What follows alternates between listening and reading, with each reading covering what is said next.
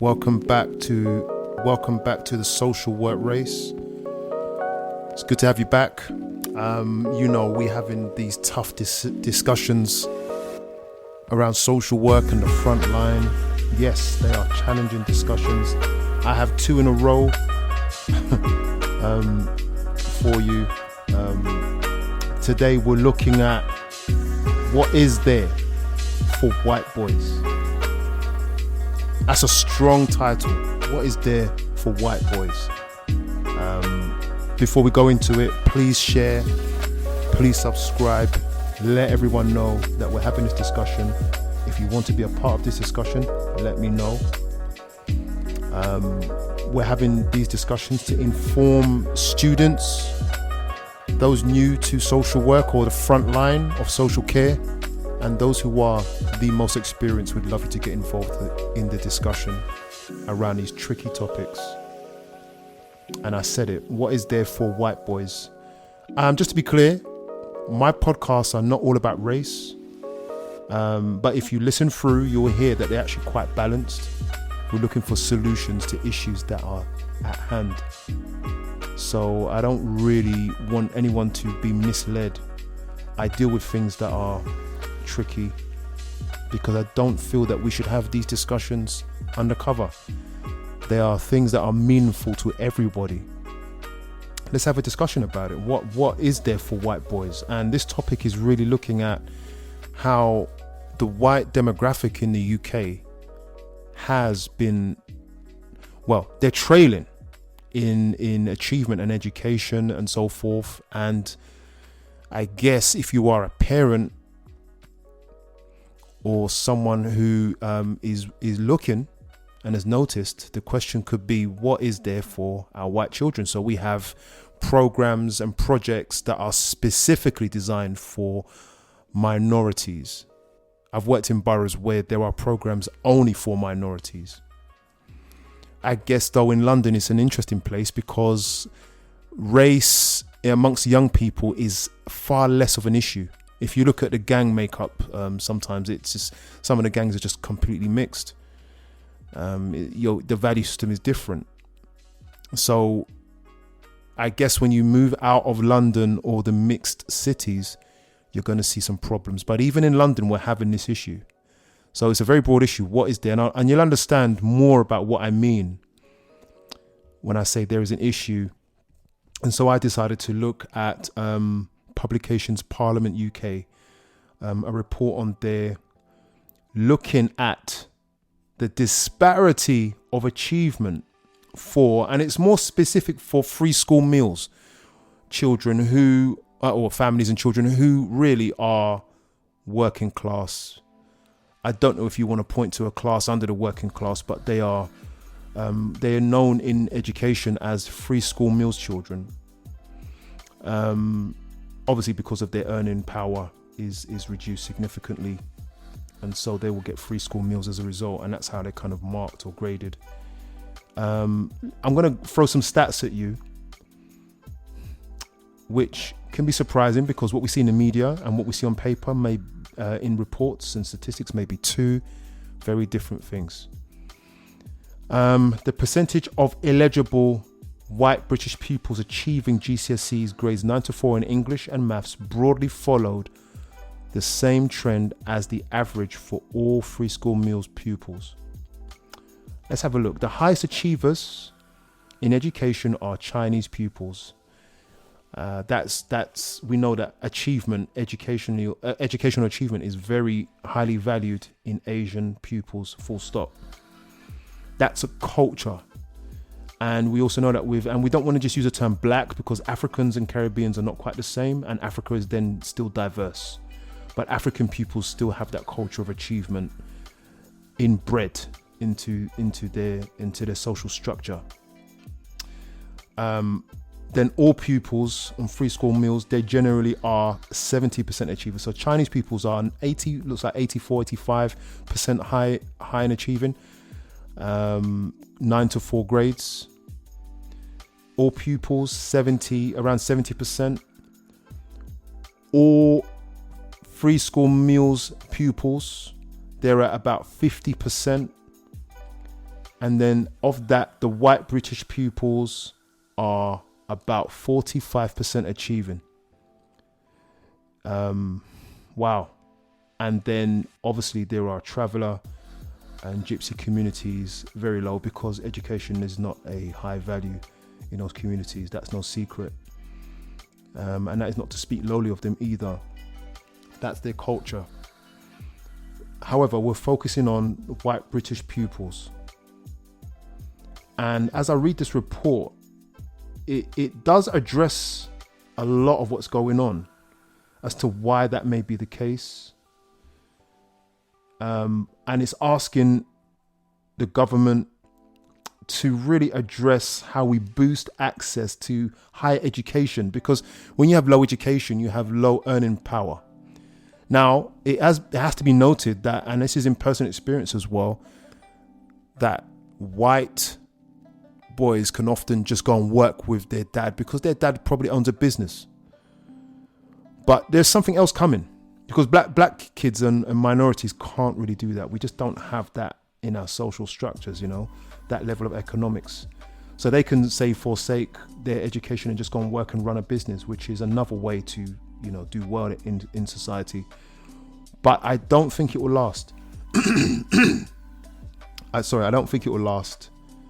I think that there are interesting trends taking place, especially since COVID. It has changed much of the landscape for what achievement really means and looks like. I'm going to show, wow, how can I put this? I remember in 2016, and I've mentioned this on another podcast, I remember how I felt when we voted to come out of Europe. I was shocked. In fact, it was even just before that. I was thinking, they're not going to win. There's not enough. But there was a major campaign that was taking place. The power of media, right? And this campaign took years. It's about 4 years, I think it was. 3 or 4 years of campaigning, and you would hear what people would say. We want our country back. We want our country back. British jobs for British people, and those jobs are still vacant, right? Since we've left Europe, sorry. But I remember the feeling that there was a lot of anger, and it's not surprising. The northern counties were left out, and they've been left out forever. All the money is down south, and all the investment is down south. And so this anger, my ears pricked up. I was thinking, well, okay, so if they feel like this, it must be real. You can't tell people that that's not what they're angry. And so they're going to vote in their favor, which is not the right way to do things, but that's what they're going to do. Let me read to you something from, I was just kind of looking more at how UKIP got its support. And you'll understand how this ties in a moment. When I read you just a snippet from it. It's a UKIP report. When was it done? February 2014. So that's interesting. This is before. And looking at where they get the support, and we knew this because we were following the polls as well. Not surprisingly, it says UKIP does well among those who say they are very or fairly right-wing, and among readers of the Daily Mail and Daily Express. But one of the striking things about UKIP is its appeal to older working class former Tories, especially those who left school, check this out, at 15 or 16 and earn less than 20,000 a year. Now, £20,000 a year is not a lot of money. You could almost say it's not even money. They are people who might be thought to be natural Labour voters, because you would have. Back in the day, Labour was about for the people, for the hard worker, the working class, right? So it says they are people who might be thought to be natural Labour voters, but have tended to look to tax cuts rather than social solidarity to improve their lot. Are you getting this? This is exactly where I'm going, all right? Look, they would rather tax cuts than social solidarity. So really, in a sense, how can I break this down to you? In America, it's a bit more clear. You have the Republicans, which are the conservatives, and then the Democrats, which are the liberals, right? and that's how it was here. But we called them something different. We call it Labour here and Conservatives. And Labour was about social equality. Everybody can have it. High tax but high service provision, right? And equality. And they would spearhead changes in the law that will support equality, especially for the minorities and for the working man. But it looks like they've missed the mark. And so UKIP came along and said, look, stuff all that social solidarity. Yeah. It's not going to work. It says here, now 5 years of squeezed living standards and 3 decades of mounting inequality and job insecurity, many have given up on all 3 of the traditional playing parties. Yeah. So UKIP has had far less success appealing to better off voters, graduates, and those under 40. So on the back of that, and this got worse because obviously we had the vote in 2016, and then we've had thereafter all this crime and hate crime and all that taking place, okay, because they want their country back. This caused a lot of division, right? Check this out. This is my opinion now. This is my reasonably educated, half-educated, professional, personal opinion. I think they will rise up and try to take their country back in a few years. I'm speaking about this through their eyes. This is such a troublesome topic. I don't want to cause any division by addressing this. I want awareness of what our country is currently doing.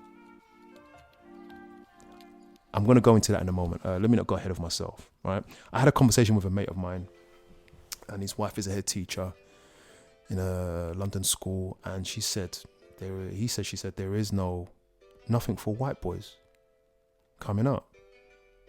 But the government statistics show it's actually just white kids who are really not achieving in school.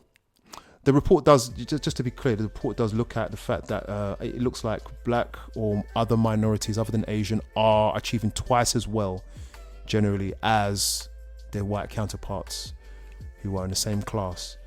What we can't say is, in fact, all the reasons that they're giving, as in culture and disadvantages, economic disadvantages, these are the same for minorities as well. We cannot say that these are the only reasons. There is something else going on for the white community that makes them not achieve so well. And what I'm saying is that black people and Asians have come to this country often with little and nothing, with the disparity of perception, racism, discrimination and prejudice, a lack of their formal education abroad, and the harsh treatments and the stereotypes and the poor economic status, and have just done well. What is it with the UK natives that is what is the barrier? And that's not something I'm going to try and fulfill today, but there is a barrier there that we need to address. So I'm a black man, I'm a black social worker saying we need to address this for white people. But I just want to say, I'm going to go back into that conversation I had. She said, there's nothing for these white boys and their parents are getting angry. And these white boys will come up and these white girls will come up and they will come together in a few years' time, a couple of decades, and they will be hard done by because they have not been invested in. And they will cry out, just like they did when UKIP came on the scene, in more numbers, with more anger, more organised, and say, we've been left out for the minorities. And I personally think that there's another wave of this whole divisive racial problem coming to the UK. It's being incubated at the moment, and at the right time it will hatch its egg. We had a warning about this when we had that vote and we had UKIP. And don't get me wrong, I think UKIP was probably a good thing because it shows us what we are. Do I agree with UKIP? No, that's not what I'm saying. I'm saying that it just showed us where we were, which is the positive aspect of it. The northern counties have been left out, but nationwide we have a problem. As a social worker, what does this mean? It means to me that when we write our assessments, we need to write it with the voice of the child and explore the child or the family, depending on where you work. Even in the white community, if you're working with adults, we need to voice on their behalf what is there for them. Because I can find a project for a black child, I can find a project for an Asian child, but can I find a project for a white child? Do we need that? Maybe we don't. We need to talk about it. But it's a thing. And I encourage you to represent that, the disadvantage of any race, whether it be white or black, Asian, to represent them at their disadvantages. State it in your assessments. There is nothing for this child that he can relate to. I've had Irish traveller community. I've had to go and find services that will support them in my past roles for his community that he can relate to, because they are not. It was a young man, he couldn't relate to any service because he culturally, although he's white, he culturally is misplaced. Their culture kind of ostracizes them naturally, and they have the right for that. And so my job is to really find where they can connect. We need to put that in our assessments. We can't just say because they're white that they don't need to address it. We need to address it. Finally, I just wanted to read this paragraph from the same report, the government report, and it says here, finally, we need new constructive ways to talk about racial disparities. We agree with the Commission on Race and Ethnic Disparities that current discourse around white privilege can be divisive, and we hope that by highlighting the hardships faced by many white people from disadvantaged backgrounds, our inquiry may help advance a new way to discuss disadvantage without putting different groups against each other. And I say that if we are not having this discussion in a constructive way, then we are having it in a divisive way. I also, though, in closing, want to say I fear that publicly addressing this particular issue may be seen as being racist or promoting white supremacy. And that's a dilemma that we have. So who's brave enough to address it, and how would they address it? Thanks for listening. Take care of yourselves, and I'll see you on the next podcast.